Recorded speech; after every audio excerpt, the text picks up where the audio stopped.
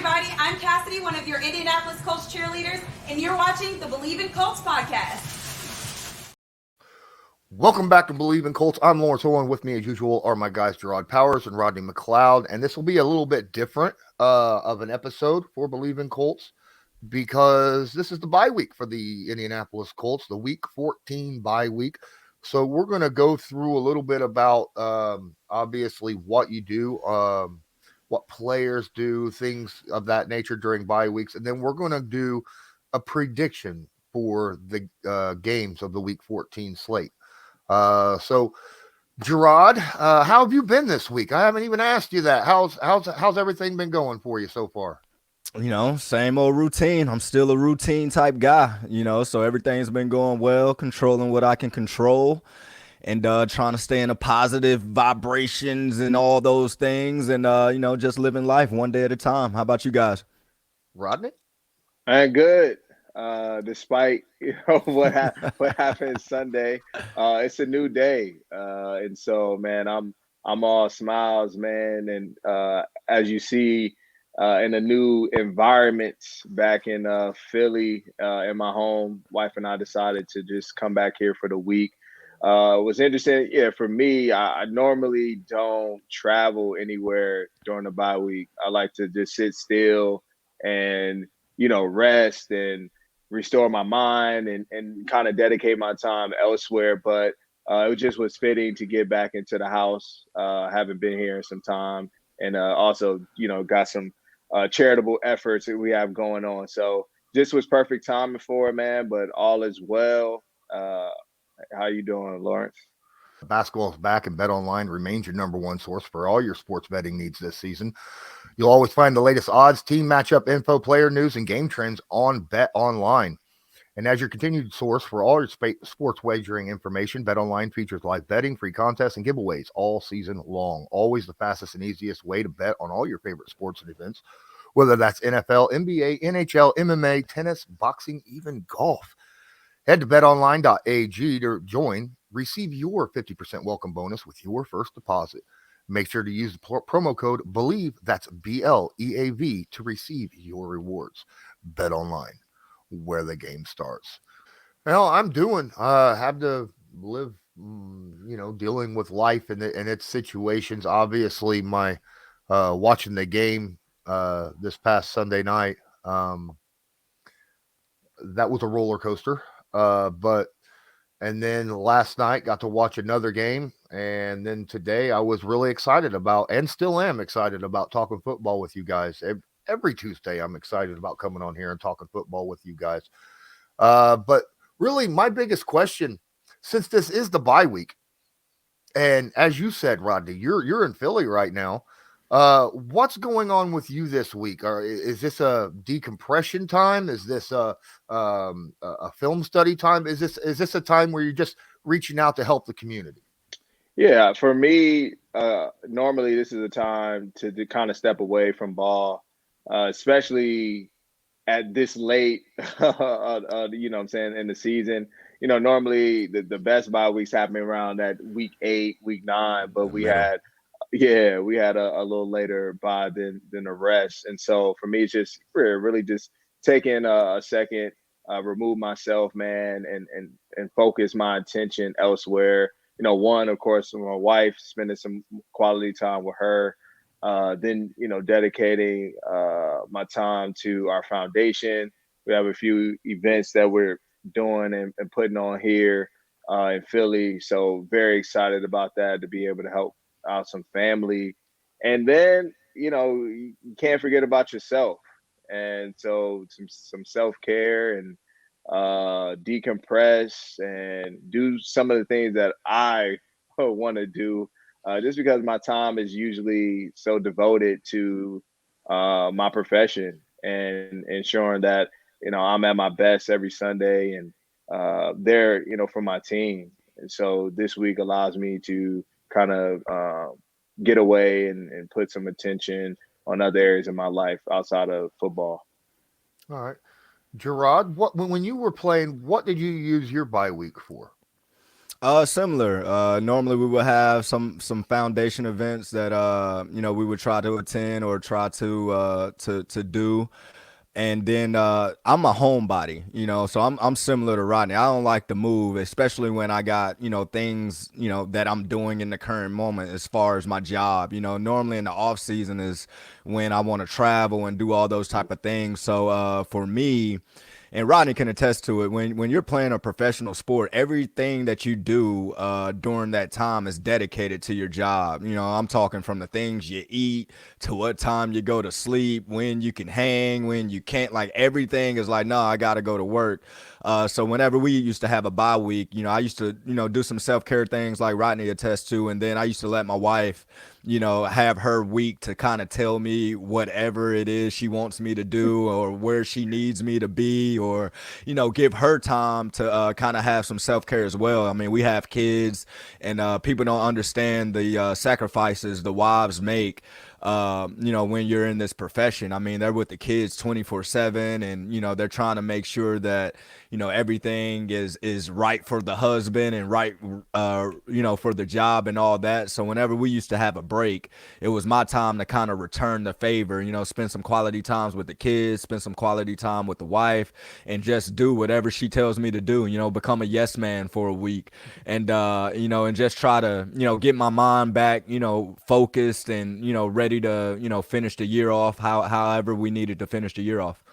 See, I feel like both of you guys have very similar, dealing with all your bye week in a very similar way.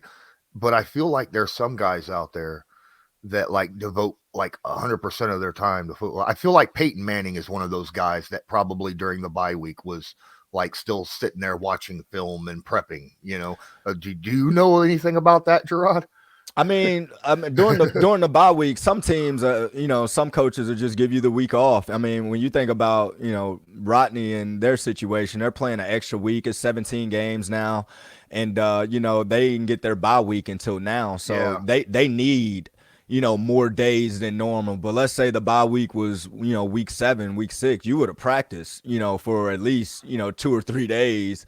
And then they would have let you have an extended weekend, to come back and get ready for. So, even though we step away from ball, you're not totally stepping away from ball. I mean, you're still gonna, watch a little bit of film here or there, or go over notes here or there. But some guys don't have anything else going on in their lives but football. So, Peyton was one of those guys. Peyton was football 24/7.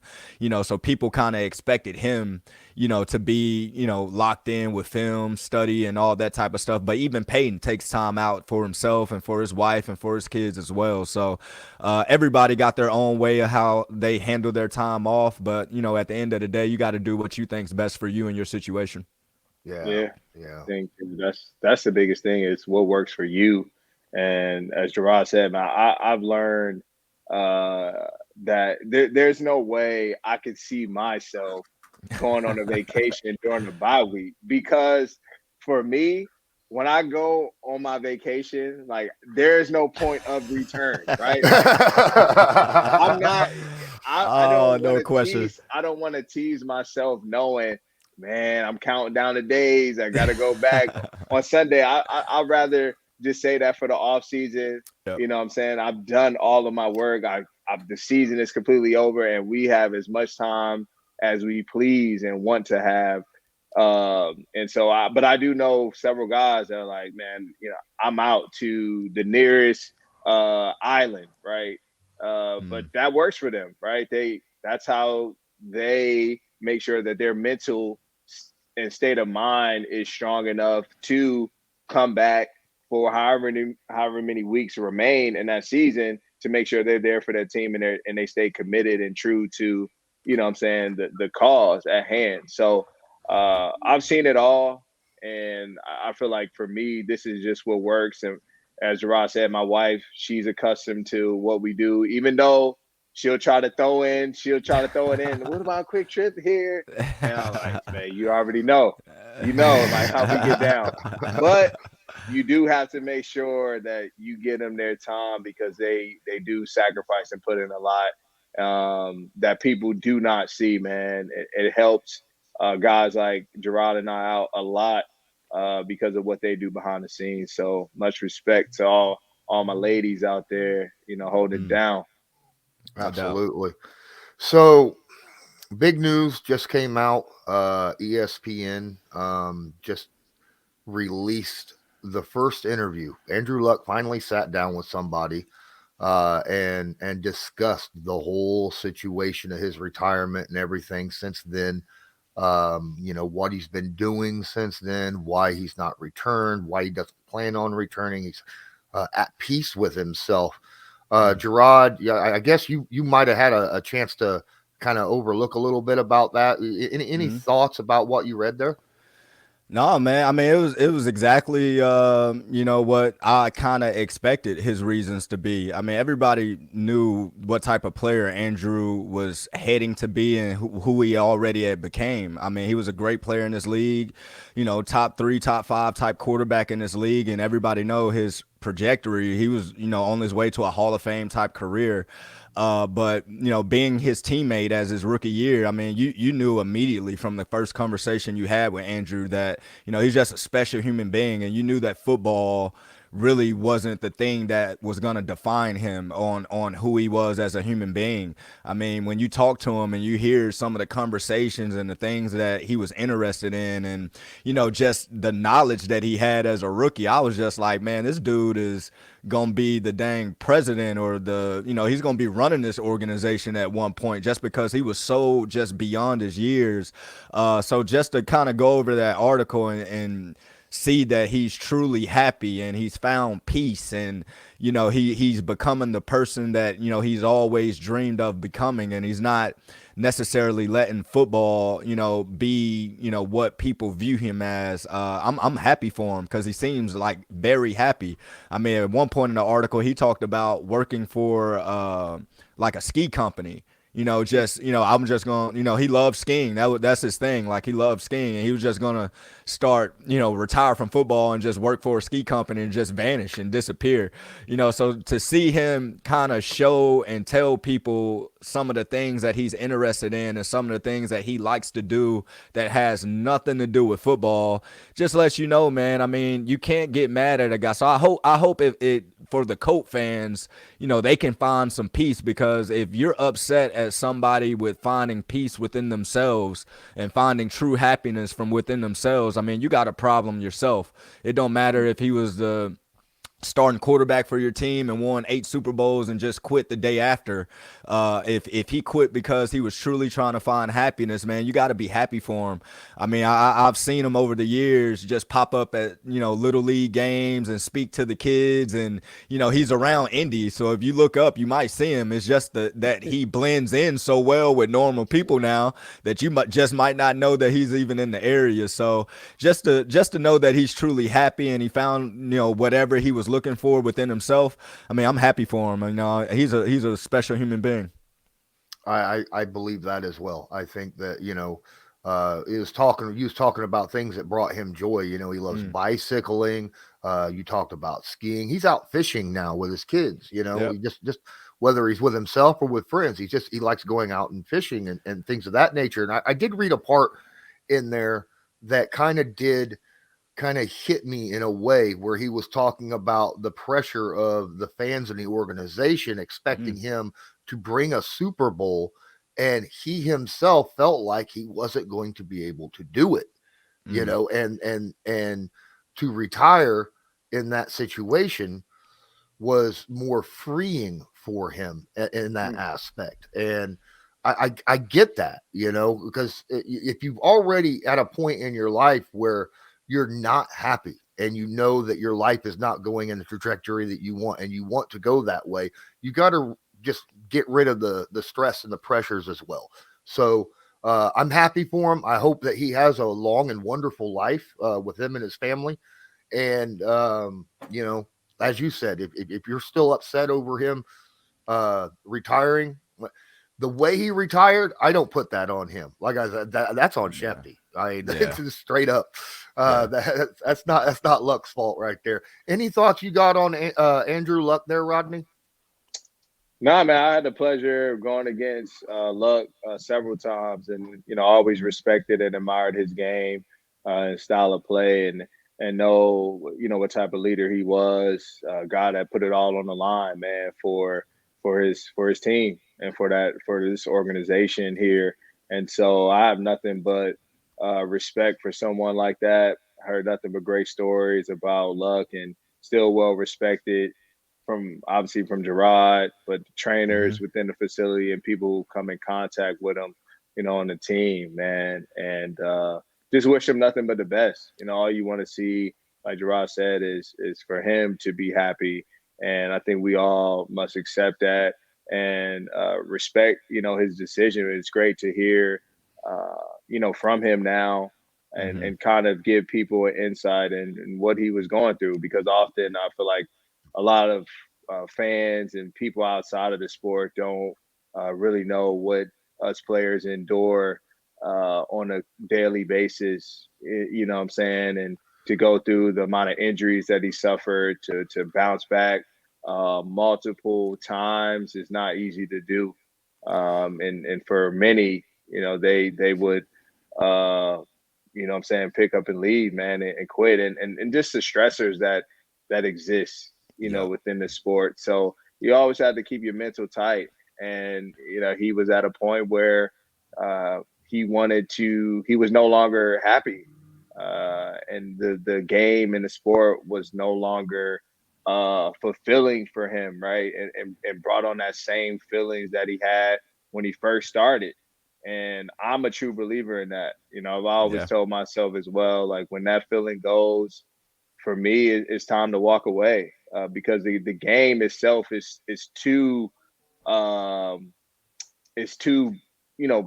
in the way that we play, and your mind has to be in the right space, and that wouldn't be fair to not only myself but anybody else involved. So much respect to him, and wish him all the best moving forward.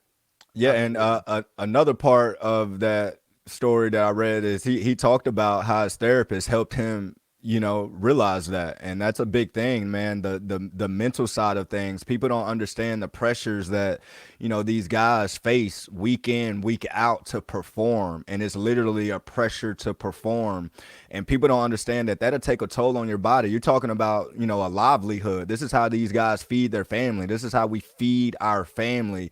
So if you're going out there and you're not performing at the level that your job is asking you to perform, or the level that the fans and everybody in the city is asking you to perform, and then all of a sudden you go on the internet and you see the media bashing you see the fans bashing, you see all those things, people just think professionals are able to take it because they're making X amount of money and they're doing all these things, and they don't understand the true, like, I don't even know the right word I'm The looking humanistic for. side, The humanistic like side. they feel like That's exactly. we're just warriors and like that's it, Yeah. No, and that's exactly what it is. I mean, these guys are literally the same human beings as somebody that's working a different job every day. Somebody like yourself, Lawrence, that does the podcast and the media thing for a living. It's the same type of people. But quick story with Andrew, because even though I'm happy for him and all that, boy, he was gonna be one of the best quarterbacks that probably ever played. His rookie year, man, we're in training camp. And it's like the second day of training camp, and we might have picked Andrew off 6 or 7 times that day. Before we can get back to the locker room, I'm talking like before I can sit down in my locker, he had already grabbed me and Antoine Bethea and was just like, hey, what did y'all see? What do I need to do? How did you know this pass was coming? How did you know this was going? Like, just asking us, like interrogating us about what we were doing on defense to help him out. And I remember Reggie Wayne coming up like maybe the 4th or 5th day of training camp and was just like, he the one. Like, he is the one. So he was going to be a special football player and have a hell of a career. But like I said, if that's not going to bring happiness to your life, you got to do what you got to do as a person to find that happiness. And that's what he did. It was a bold move, but if it works for you, you got to be selfish in that moment. Yeah, absolutely. I think go ahead. Anything? No, I was saying that's that 2012 class, man. Shout out to us. Yeah. Yeah, there you go. Oh, one of few still holding it down. Holding it down. Well, there's that Russell Wilson fella over there in Denver, but Yeah. Gilly's in the class too. There you go. Gilly. Right? Yeah. Old heads. Yeah. So let's get into the week 14 slate for this Thursday. Well, as this actually releases, it'll be tonight. The Raiders go to the Rams. Neither of these teams have been performing this year to expectations. The Raiders are 5-7. The Rams are 3-9. Jerraud, what's your picks for this game? I got the Raiders, and I got the Raiders by. I'm gonna say the Raiders by 10. I'm gonna say the Raiders 35, Rams 25 type of game. But I think the Raiders are gonna put on points. I think Matt Stafford's out now. With the Rams, so they're struggling obviously, but I think the Raiders are finding their groove, towards the end of the year to where, they'll be able to finish these games out, and I got them winning by 10. Rodney? I got the Raiders. I don't have a score for you, but I like the Raiders. That's my pick. All right. If you don't want to drop a score, that's perfectly fine. Just give us who you think's going to win. That's going to be. I got the Raiders. All three of us got the Raiders. The way they've been playing the last few weeks, ever since Derek Carr called out the team, after the game against you, Rodney, and the rest of the Indianapolis Colts, and he called out the team during the press conference afterwards. They've been playing with a different kind of energy out there. Sunday, we got the Jets at the Bills. That's going to be interesting. 7-5 Jets versus the 9-3 Bills. This one for Rodney. Yeah. I got the Jets. And that will let people know they are playoff ready. They come away with this one for sure. There's no chance at Bills. At Bills. Yeah, no, I like Buffalo. I got Buffalo unless 6 feet of snow drops out there in Buffalo and they have to play like in New York. Which it might. Which it might. It might. It could. We got the 5-7 Browns going to the 8-4 Bengals. This will be the second game for Deshaun Watson back this year after, the 2 years being out. What you got there, Jerraud? I think Deshaun Watson will show some of his heroic type playmaking skills that we were used to seeing from him, but I still think the Bengals win this game. I think, them coming off a Super Bowl loss and them being in the position they are right now, this late in the season, they're trying to prove people, that, they can get right back to that bowl, and they can't slip up any type of games, especially not versus the Browns. So I'm gonna say the Bengals get this one. Okay. Rodney? I gotta go with the Bengals myself. Okay. All right. I'm going to go against the grain. I think the Browns might surprise a few people in this game, especially going into Cincy. This is the Battle of Ohio. So it'll be interesting to watch this game, but I think the Browns might actually surprise and squeak away with a victory if they can just lean heavily on their run game and their pass rush. Yeah. The next game that we got on the line, the 10-1 Texans goes to the other Texas state and faces the 9-3 Cowboys. Does anyone think that the Texans have a shot here, there, Jerraud? Nah, Cowboys big. Cowboys big. Rodney? Yeah. you ain't calling an upset here? Nah, not this one. Not this one. Not this one. All right. I guess we're all three on the Cowboys after what we just saw this past Sunday night. The 10-2 Vikings go to the 5-7 Detroit Lions. I like the Vikings. That could get interesting. I like the Vikings. I'm gonna go the underdogs on this one. So you gotta have one, and I'm gonna go with the Lions. At home, they pull up a big upset versus the Vikings. If there is a team out there that the Vikings face that has an offense that can keep up score-wise, it's Detroit. Jared Goff been having a decent year this year too. Quietly. And that Yeah. defense gives up. They give up yardage. They do. Yeah. They do get timely turnovers, but they're pretty. I think they're one of the at the bottom when it comes to yardage given up. So we'll see how it plays out. But yeah, I Detroit at home.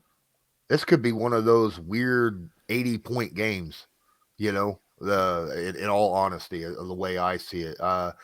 It's a coin flip for me in this game. I understand that. I think the Lions will put on a better show than what the ratings and a lot of people are going to say. The next game is going to be a little bit tighter, though. You got the 10-1 Eagles going to the New York Giants. I want to say I'm gonna go with the Eagles, but Eagles. I do believe, like how Rodney said, how it's always one underdog that wins. I can definitely see New York, shocking the world or shocking people and winning this game. But I'm gonna go with the Eagles. I'm gonna say they mature enough to handle the position that they're in. All right, Rodney. Oh man.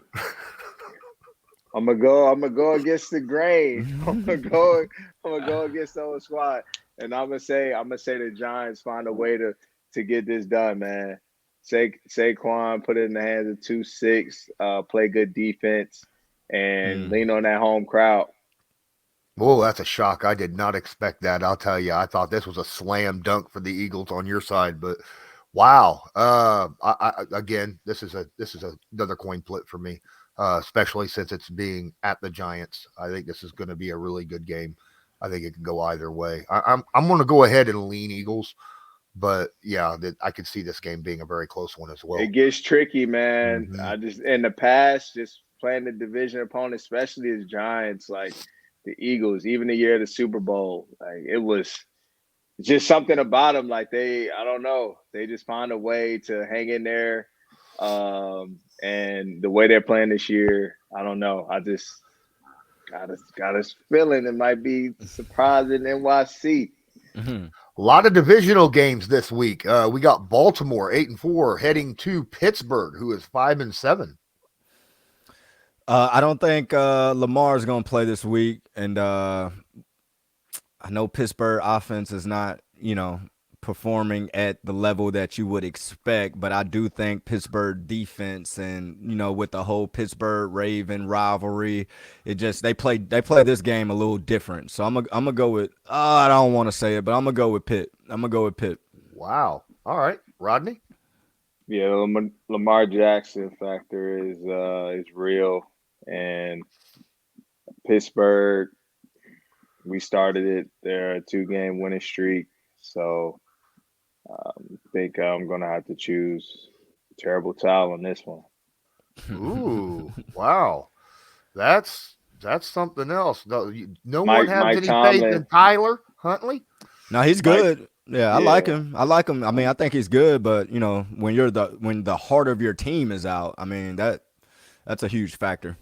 That is a Yeah. big factor, and the Steelers do have a legit defense that can cause problems for the offense. So I get why you guys are going with the terrible towels in Pittsburgh.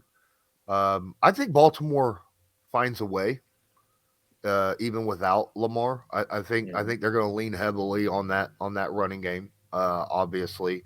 And I've seen Tyler Huntley play really good games last year when Lamar Jackson was out. So we'll see how it turns out. But I'm going to go against the grain with you guys here, and I'm going to go with Baltimore. Another divisional game. We got the 4-8 Jaguars against the 7-5 division leading Titans. I'm gonna go Titans. Coming off a bad loss with the Eagles, they'll revenge themselves with a division win versus Jacksonville. Okay.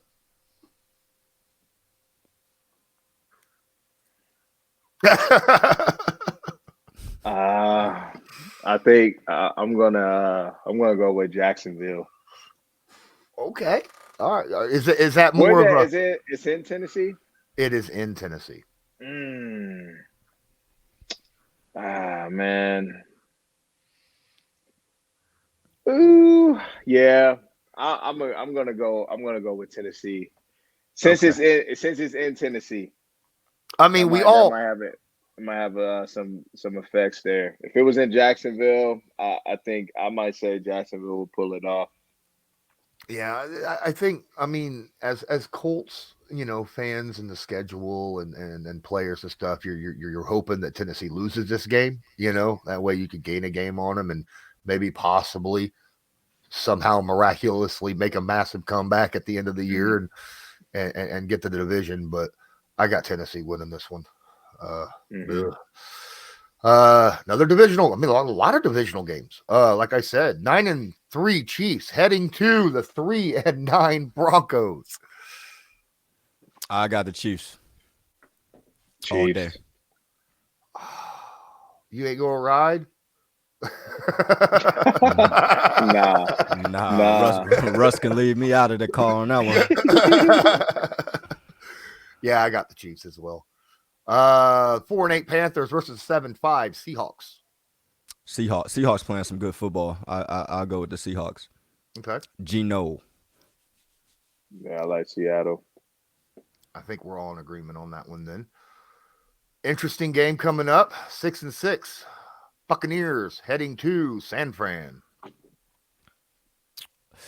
Todd Bowles' defense hasn't been playing up to par like normally, but I don't like rookie quarterbacks versus veteran defensive coaches. I'm gonna go Tampa. Ooh. I'm gonna pick San Fran. I'm gonna go San Fran as well. I still feel like there's enough talent over there, with Debo and McCaffrey and Kittle and all of them. I think they are able to use the quick passing and the RPO stuff that they got, the different playmaking that Shanahan has. I think they were able to get this victory going. Then we got Miami heading to LA Chargers. Almost said San Diego. I feel like LA is in like they're definitely in a must-win situation, and then Chargers just came off a bad loss, like where they didn't look good versus San Francisco, and it's in LA. In LA. I wonder did they go? They're probably still on the West Coast. I bet they didn't go back to Miami, so they'll be accumulated to the time change and all that. I'm gonna go Miami. Miami bounces back. They win. Oh, okay. Rodney? Miami for me. I got Miami as well. I think we'll see. I'm still gonna go with Miami though. Monday, that's Sunday night football too. Monday night football, last game. We got New England heading to Arizona. 6-6 versus 4-8. Somehow New England wins, and Cliff Kingsbury and the Arizona Cardinals, you'll start hearing rumors of people about to get fired. This will be the game that kind of stamped that. Wow. That's big. Yeah. Headlines right there. Oh, man. I have not seen much of like Arizona, I feel like, to really know. Yeah. Bill Belichick after a tough loss. Primetime game again. Patriots might find a way to get to come out victorious with this one. So I'm gonna say Bill Belichick, mastermind, gets it done. Yeah, I agree with you. I think with the way the Cardinals have been playing this year, not living up to expectations. You talked about the Cliff Kingsbury thing already, Jerraud, and with Bill Belichick being, the mind that he is, he finds a way to win, usually even in the weirdest of ways. Like, all right, I'm going to draw up this kick return for a touchdown for the final play of the game. But yeah, I got New England here. And that is our picks for this week, week 14 of the NFL schedule. Thanks guys for spending the extra time doing the picks with me. And I think that will do it for this episode of Believe in Colts, brought to you by Bet Online. I'm Lawrence Owen. That's Jerraud Powers and Rodney McLeod. And until next time, as usual, go Colts. Do you believe?